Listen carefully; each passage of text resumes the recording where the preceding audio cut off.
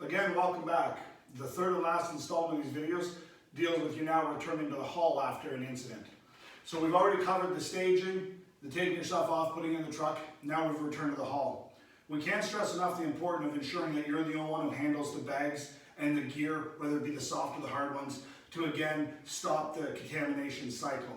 So what we've done is we're now in the clean room of your facility or where you clean your gear, and we're going to go over a couple of quick things. So we've got out of the truck and we removed our gear from the truck, and you have a separate set of individuals, a separate crew is responsible for truck decontamination and truck cleaning. In the clean room, always want to make sure you wear your gloves, and it's recommended that you wear your N95 mask during the cleaning. Jerry will be wearing his. I'm going to keep mine off because I'm the one doing the talking, but again, it is recommended that you wear it while you're doing the cleaning. Your SCBA cleaning, kind of a separate thing. It's done usually by a separate crew using an iodine-based cleaner that's for all the same stations. And that's a set pattern, so we're not going to touch on that too much today, but you want to make sure that you're very diligent and thorough in doing your SCBA cleaning these days, and especially with the masks and hanging them dry. And the assembly of the masks afterwards, to make sure that you wear gloves, whoever the people is who's assembling their masks once they're dry after a set amount of time. What we want to do is see you come in. We want to see you remove all that gear, wearing your gloves, your N95 mask, and lay it all out like you see it here in front of us.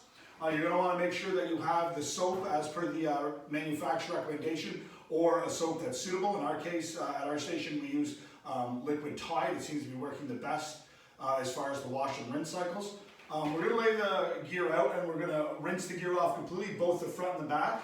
We're going to be using the sinks to wash our helmets and to wash our gloves and our balaclavas after we put the SCBAs through to ensure that they're completely disinfected.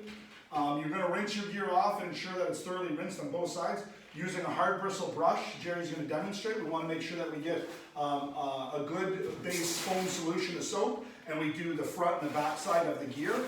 Flipping that gear over, doing both sides. We want to make sure we're really saturated good with the soap and the water. And then, of course, making sure that they're both thoroughly rinsed.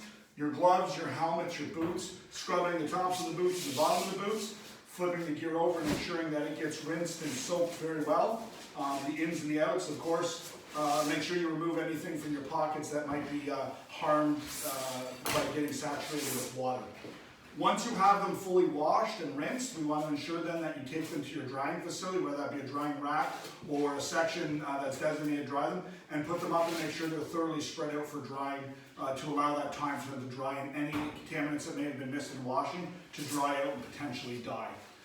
For the boots, you might want to use a scrub brush like you see Jerry here doing to do the sides and the top. Again, with a manufacturer recommended decontaminant or a soap.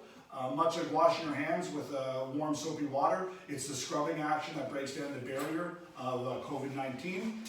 By doing this, what we've done now is we've thoroughly ensured that our gear is ready to be dried and go back into service. Once you complete this, you have it to dry, then the next step, of course, is decontaminating your cleaning station by spraying all the handles of the taps with a disinfectant, wiping down all the counters, washing your hands after you remove your glove and your face mask to ensure that anything that you did touch afterwards is like that, and then the drying process and the rebuilding process. Again, in handling your equipment or someone else's equipment, especially face masks, we recommend the N95 masks and the gloves.